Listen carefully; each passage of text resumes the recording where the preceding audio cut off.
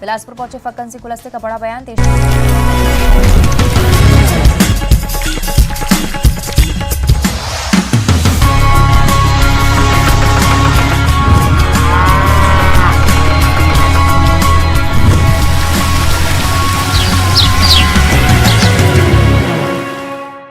Break के बाद एक बार फिर से आप सभी दर्शकों का अन्नदाता में स्वागत है।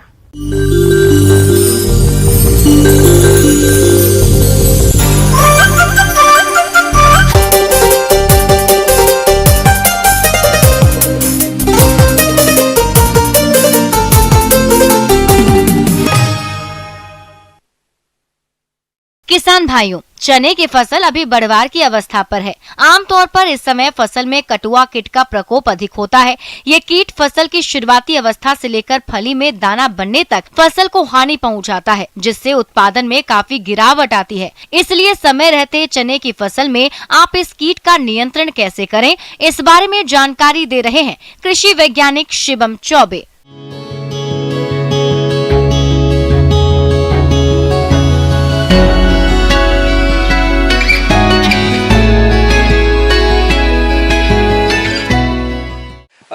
जैसा कि चना एक दलहनी कुल की फसलों में प्रमुख स्थान रखता है और रबी ऋतु में चना की खेती के एक महत्वपूर्ण स्थान है रबी में।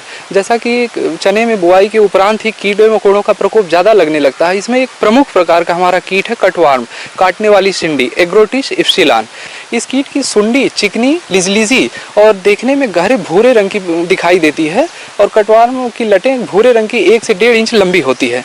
इस कीट को अगर कहीं आप हाथ से टच करने की कोशिश करेंगे तो वो मुड़ के एक सुंडी नुमा बन जाती है, घुंडी बना लेती है।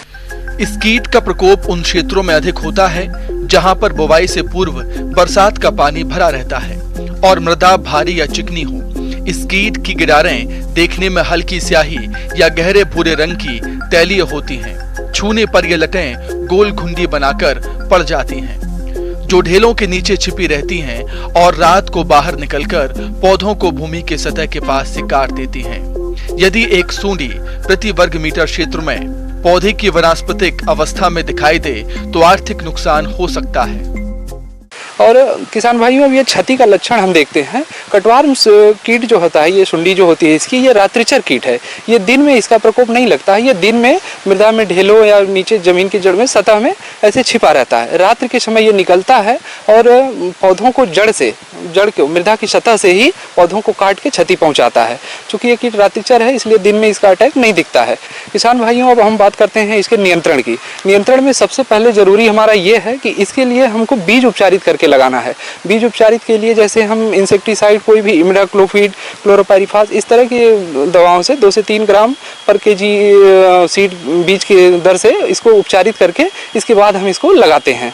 इसके बाद किसान भाइयों, हम इसको बुआई से पूर्व खेत की तैयारी करते समय क्यूनाल फास 1.5% चूर्ण 25 किलोग्राम प्रति हेक्टेयर की दर से अंतिम जुताई के समय मृदा में मिला दें, या उस समय नहीं दे पा रहे हैं तो खड़ी फसल में शाम के समय दें इसको।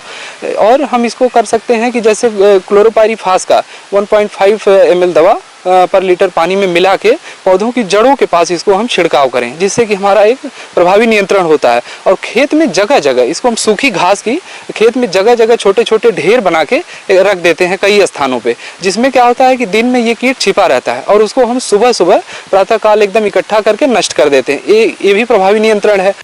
इस कीट की रोकथाम हेतु आप अपने खेतों में 1 हेक्टेयर क्षेत्र में 50 से 60 बर्ड पंच लगाना चाहिए, ताकि चिड़िया उन पर बैठकर सूड़ियों को खा सकें। फेरोमोन ट्रैप 10 से 12 प्रति हेक्टेयर की दर से खेत में लगाएं, जिनके प्रयोग से कीटों का प्रकोप कम हो सकता है।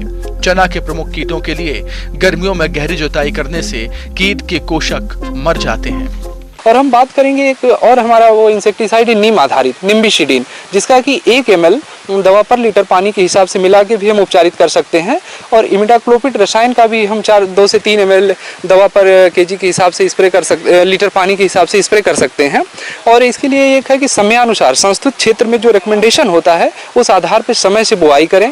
संक्रमित पौधा यदि पूरे खेत में हमको कहीं भी दिखाई दे तो उसको नष्ट करें। खेत में जल जमाव की जो जहाँ भी पूरा जल निकास का प्रॉपर सुविधा करें। खेत को हमेशा खरपतवार मुक्त रखें और फसल चक्र का बहुत जरूरी है कि फसल चक्र अपनाएं और जिस खेत में हमारा ये कटवर्म डिजीज या कोई भी डिजीज का प्रभाव दिखाई देता है, ऐसे बीज को हम दोबारा फसल बोने के लिए प्रयोग न करें। धन्यवाद किसान भाइयों। आगे और भी है खेती बाड़ी से जुड़ी बहुत सी रोचक जानकारियां।